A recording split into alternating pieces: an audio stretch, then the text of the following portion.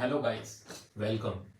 आज हम इस वीडियो में रिव्यू करने वाले हैं गेट ए बेसिक बुक के बारे में। इस बुक को मैंने अभी रिसेंटली रीड किया है और अगर आपने इस बुक को बारे में कहीं ना कहीं देखा होगा, सुना होगा, तो आपको पता होगा कि ये बुक अंकुर वारिकू ने लिखी है, जो कि एक यूट्यूबर हैं, इंटरप्रेन्योर हैं। और ज़्यादा जानना है तो आप उनके बारे में सर्च कर सकते हैं। मैं अभी नॉर्मली जो है इस बुक के बारे में हम बात करेंगे कि इस बुक में क्या है, आपको ये बुक रीड करनी चाहिए या नहीं करनी चाहिए, और इस बुक से हमें क्या सीखने को मिलता है। वो मैं एक ओवरऑल व्यू आपको दे दूंगा, जिससे कि आपको क्लियर हो जाएगा कि आपको ये बुक रीड करनी चाहिए कि नहीं करनी चाहिए। तो जैसे कि ये जो बुक है, आप देख सकते हैं कि बुक अच्छी खासी मोटी है, क्योंकि इसमें 350 पेज इसमें हैं। और बुक को जो लिखा गया है वो इस तरीके से लिखा गया है कि एक टीचर है और एक स्टूडेंट है। जो स्टूडेंट है वो टीचर से अपने लाइफ से रिलेटेड कुछ क्वेश्चंस पूछ रहे हैं, और टीचर है उसको उनके एक्सपीरियंस के हिसाब से वो उनको उसका आंसर दे रहे हैं। वो कहीं ना कहीं उसको उसकी लाइफ में एक क्लियर विजन उसकी वजह से मिल पा रहा है। अब जो क्वेश्चन है वो जो इसमें टोटल जितने क्वेश्चन है वो है 36। मतलब 36 क्वेश्चन हैं, उनके आंसर इस बुक में दिए हैं जो टीचर हैं उन्होंने।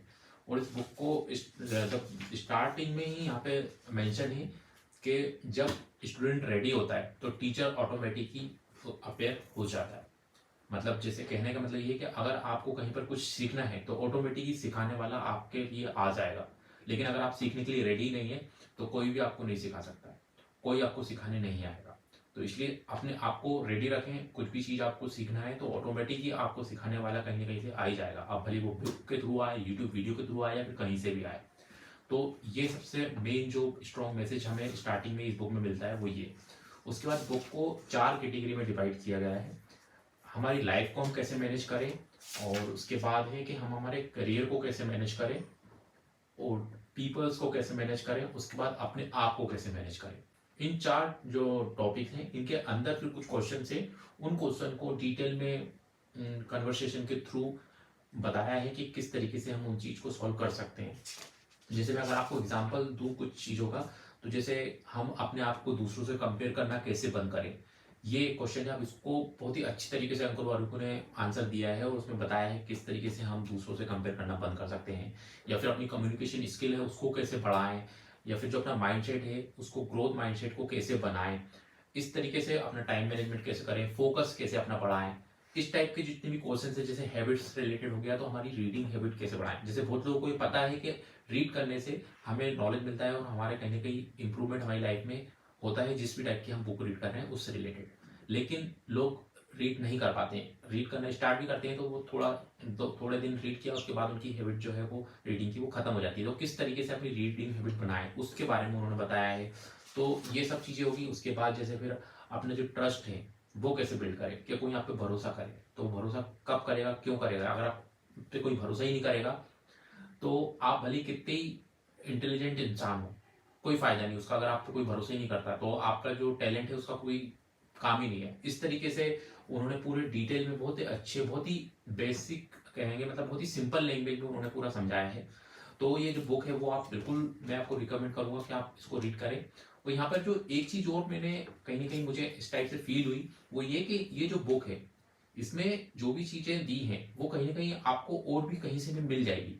क्योंकि अंकुर वारिकू खुद ये इस चीज को मानते हैं कि उन्होंने जो भी चीज अपनी लाइफ में सीखा है वो किसी न किसी टीचर से उन्होंने सीखा। अब वो टीचर कोई सी बुक हो सकती है, हो सकता है कि जिसने वो बुक लिखी है वो उनको जानता ही नहीं हो, लेकिन उन्होंने उनकी बुक रीड करी और बुक से सीखे, उनकी लाइफ में कुछ पॉजिटिव इम्पैक्ट आया। तो इस तरीके से कहने का मतलब ये है कि उन्होंने कहीं ना कहीं से सीखा है। जैसे इन्होंने उसमें बात करी कि हम हमारा करियर को कैसे सिलेक्ट करें, कि हमें क्या करना चाहिए, या फिर हमारा करियर कैसे सिलेक्ट करें, कैसे स्विच करें। ये सारी चीजें इस बुक में उन्होंने बहुत अच्छे से बात करी है।